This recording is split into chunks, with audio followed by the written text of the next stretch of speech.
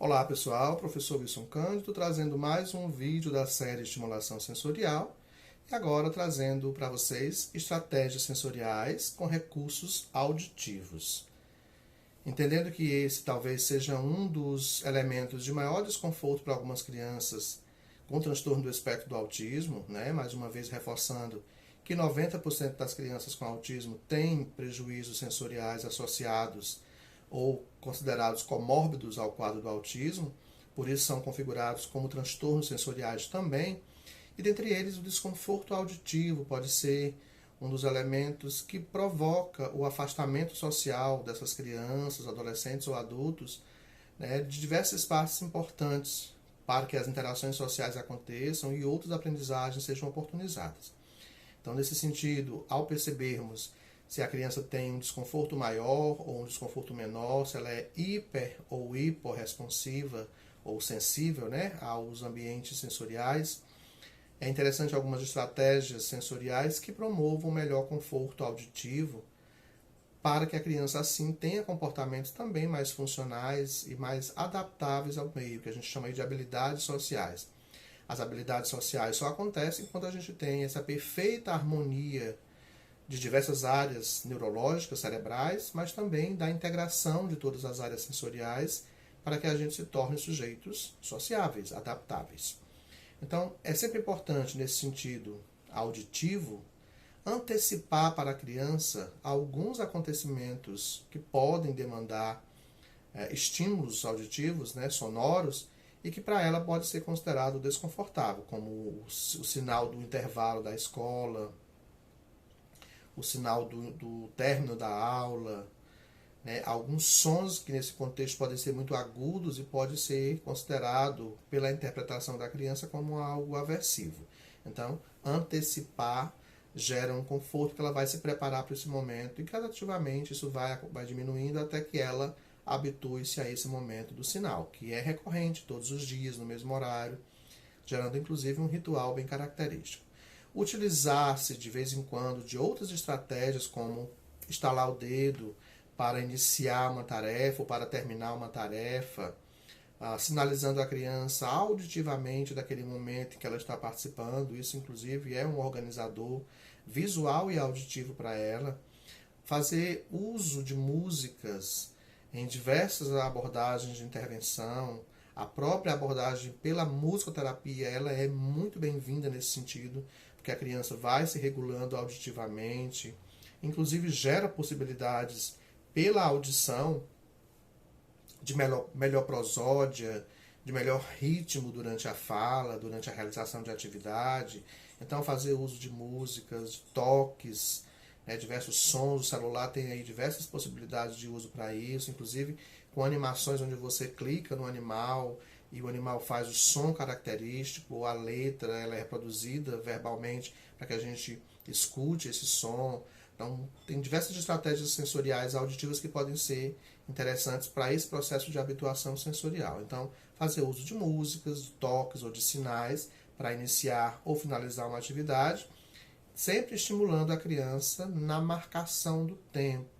Algumas crianças podem ser precisas nesse tempo, outras podem ter dificuldade em mensurar esse tempo de execução da atividade, tendo resistência, inclusive, para sair da sala ou para mudar de atividade quando necessário. É importante controlar o ambiente da sala de aula, da sala de atendimento, para que assim possa se maximizar as potencialidades das nossas crianças, porque a gente entende que uma criança com qualquer prejuízo no seu neurodesenvolvimento, ela não é só dificuldade, ela tem também potencialidades, e a gente começa pela capacidade da criança e não pela dificuldade. A gente vai ampliando as capacidades e vai trazendo as dificuldades como forma de estimulação. A gente vai suplementando as capacidades e vai complementando aquilo que a criança tem enquanto dificuldade. Então, alguns ruídos, por exemplo, ruído branco pode ser calmante porque bloqueiam outros sons que possam assustar as crianças, durante o processo de sono, por exemplo.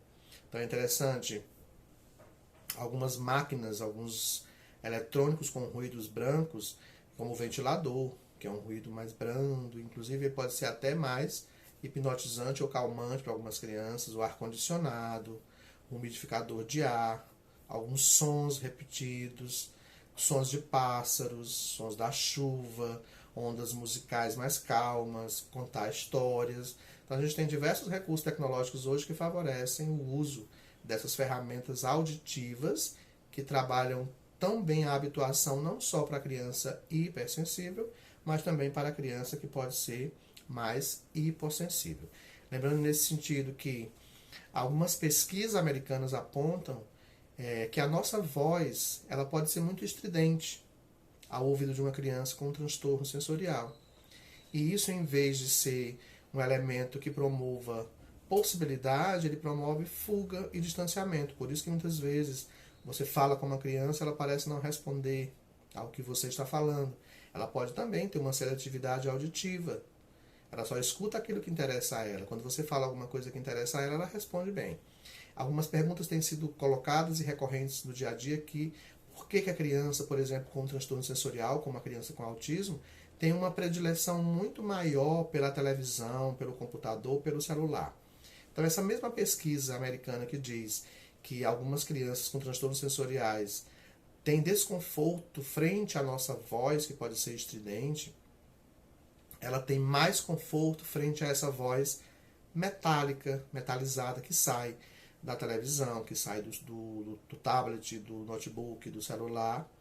E isso faz com que as áreas motivacionais, que a gente chama de sistema límbico, possam ser melhor acionadas, fazendo com que ela seja mais motivada a se envolver de forma engajada nessas atividades que são tecnológicas.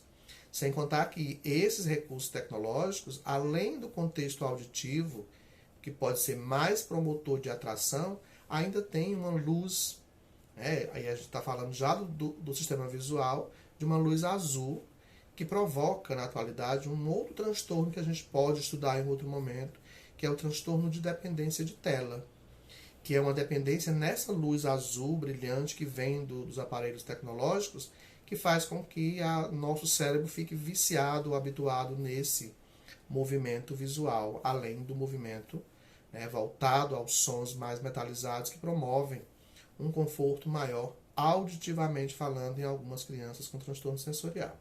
Tá? Por isso que algumas aprendem muito rápido a língua inglesa ou outras línguas. Talvez se fôssemos trabalhar auditivamente, presencialmente com essas crianças, não fosse tão fácil trabalhar essa língua, mas elas aprendem frente a esses recursos tecnológicos que trazem um som mais funcional àquilo como ela melhor funciona.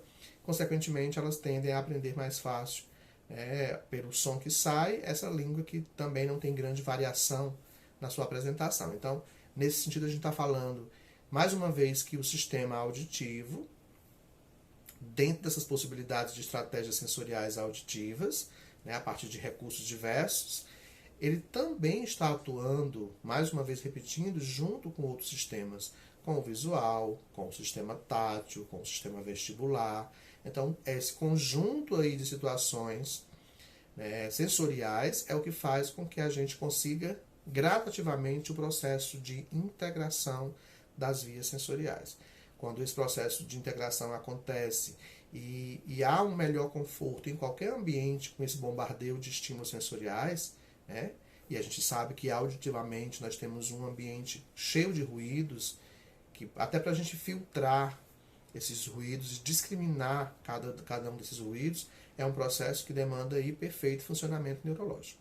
Então, mais uma vez, as estratégias sensoriais, a partir de recursos auditivos, ela traz esse entendimento de que é necessário a estimulação clínica, e aí defendendo mais uma vez a importância da terapia ocupacional com integração sensorial, mas também de abordagens da terapia ocupacional apenas fazendo uso de recursos sensoriais, sem se deter aí a proposta de integração sensorial, que é quem vai demandar essa necessidade é o próprio avaliador, terapeuta, assim como o uso de recursos sensoriais em todos os ambientes onde a criança esteja inserida, em casa, na escola, na rua, utilizando diversas estratégias, e nesse contexto as auditivas são muito bem-vindas, que promovem conforto e melhor adaptabilidade da criança ao meio em que ela está inserida.